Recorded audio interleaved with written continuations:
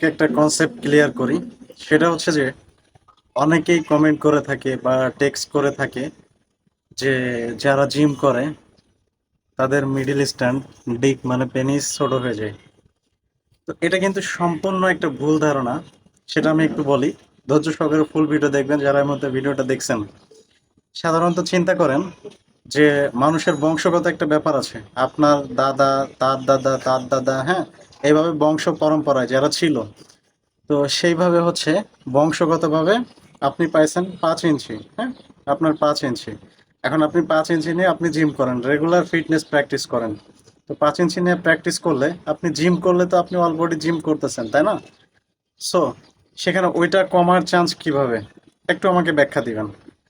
আর আরেকটা বিষয় হচ্ছে, যারা এটা জানেন বা এটা বলে থাকেন, এটা কিন্তু সম্পূর্ণ ভুল যে জিম করলে তাদের ডিক বা পেনিস ছোট হয়ে যায়।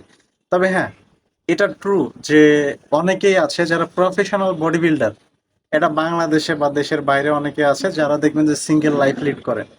তো প্রথমত হচ্ছে সিঙ্গেল লাইফ লিড করার পেছনে আর একটা রিজন আছে।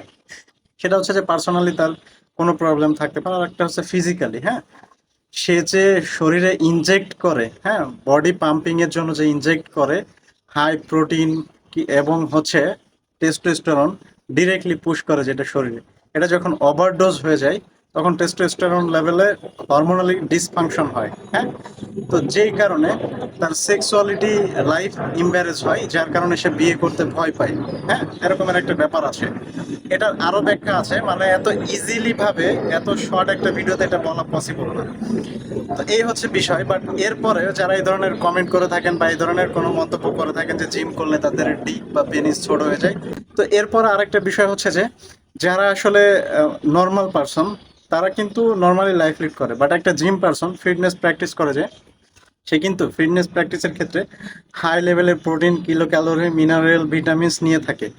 সো পারফরমেন্সের কথা যদি বলেন, একটা সাধারণ মানুষ থেকে একটা জিমনেশিয়াম যে মানে জিমের সাথে যে ইনভলভ, সে কিন্তু অনেক ভালো এবং বেটার এবং টাইমিং অনেক বেশি সাধারণ মানুষ থেকে। সেক্ষেত্রে হচ্ছে যে সে শরীরে যে খাবারের মাধ্যমে protein, kilo calorie, vitamin, minerals, iron, হ্যাঁ, এগুলো শরীরে ঢুকাচ্ছে। তো এটা এবং এক্সারসাইজ, আপনারা অনেকে হয়তো জানেন ফিটনেস সায়েন্স বলে এক্সারসাইজের মাধ্যমে কিন্তু সেক্সুয়াল এনার্জি এবং testosterone boost, I mean level grow করা যায়। তো সেক্ষেত্রে অবশ্যই একটা সাধারণ মানুষ থেকে পারফরমেন্স সময় অনেক ভালো এবং টাইমিং অনেক বেশি করতে পারে। আশা করি এই শর্টকাট ভিডিওর মাধ্যমে অ্যান্সারটা পেয়ে গেছেন। তো এরপরে মানে এত ছোট ভিডিওতে আসলে বিশ্লেষণ করা পসিবল হয় না। তারপরে কারো যদি কোনো কোয়ারি থাকে, সো আমাকে বলতে পারেন, বা এই টাইপের যদি লং কোনো ভিডিও চান আমাকে বলতে পারেন কমেন্ট সেকশনে, আমি অবশ্যই রিপ্লাই দেওয়ার চেষ্টা করব। ধন্যবাদ।